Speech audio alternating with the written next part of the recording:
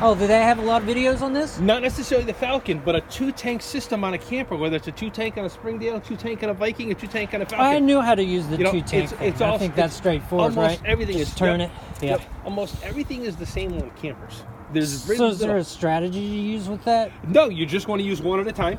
It doesn't matter left or right. So you replace that one when that goes exactly. out. You just turn it over to this one. Yeah, that makes sense. And, you know, it's, don't get me wrong, if this one's getting low, then, you know, you just got to make sure you pay attention to it.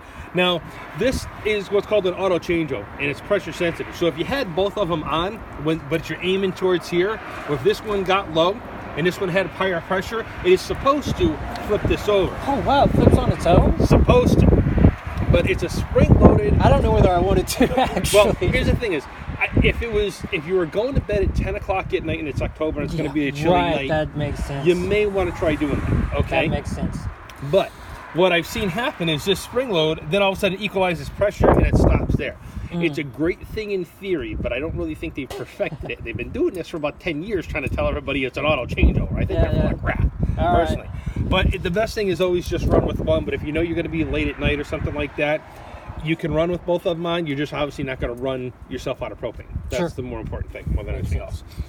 It's a brand new 24 series battery under here.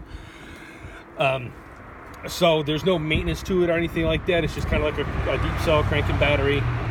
So, you know, if you're not using this, you know, in the wintertime, you want to take the battery off because you don't want it to freeze. You want it off all the way? Yeah, just unplug it. You know, take it off and take it into the house.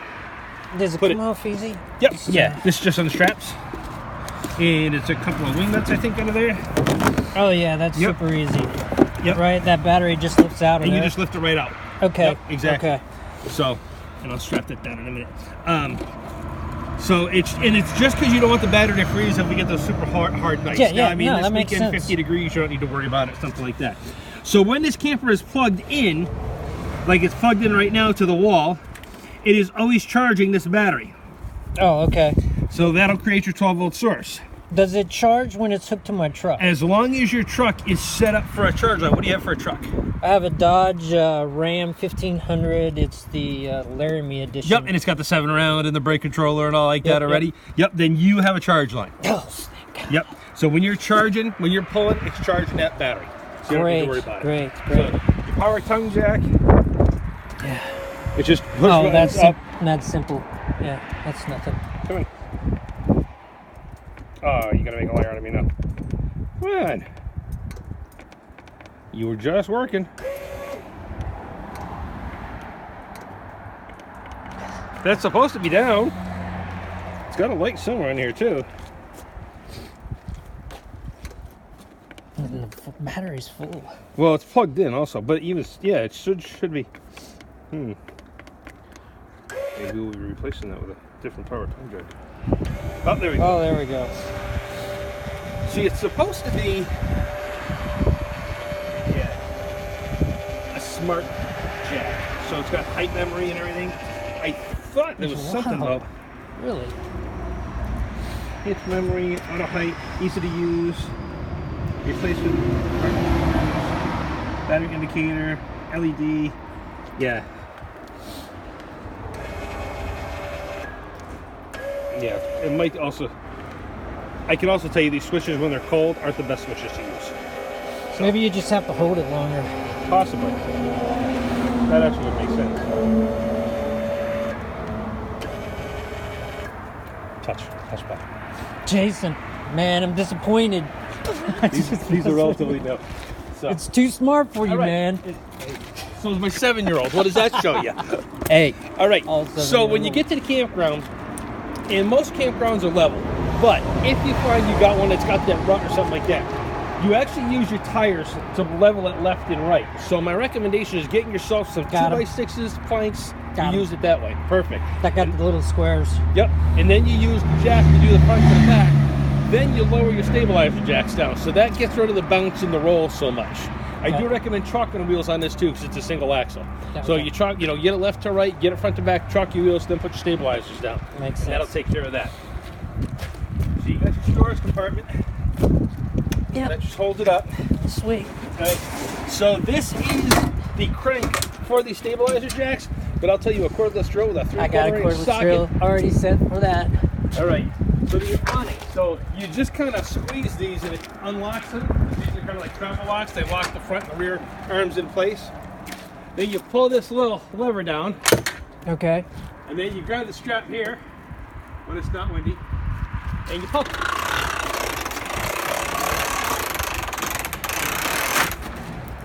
Then You lock it. put these up. Yep.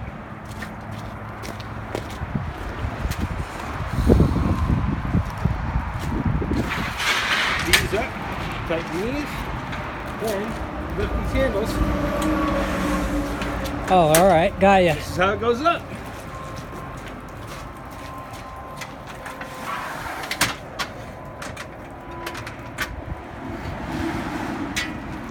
Perfect.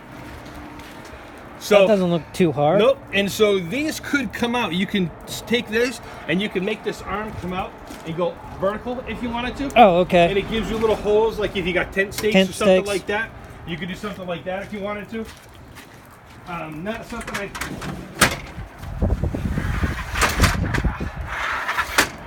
So you see how you can pitch this really nice. Mm-hmm. Now awnings are generally made for shade, but Right. in a light rain, Yeah.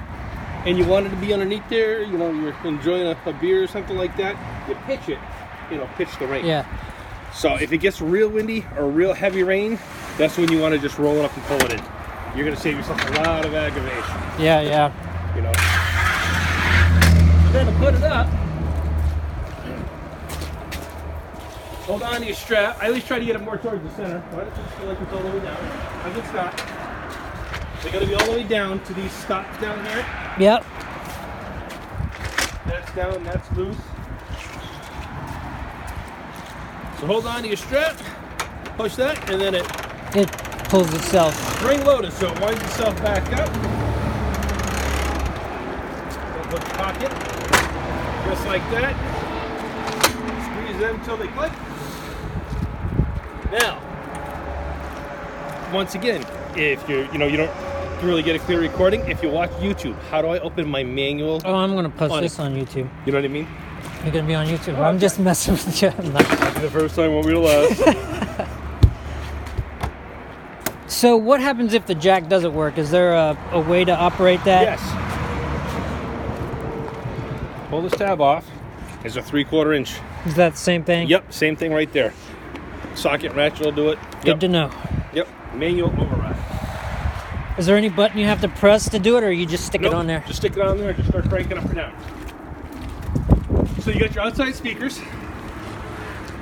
This is the vent for the stove. You know, the hood vent that'll come right out on here. So these just kind of snap in. Yeah. So that way, when you're driving along.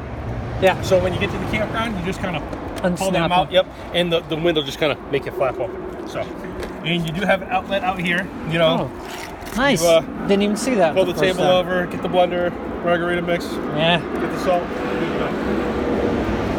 The bumper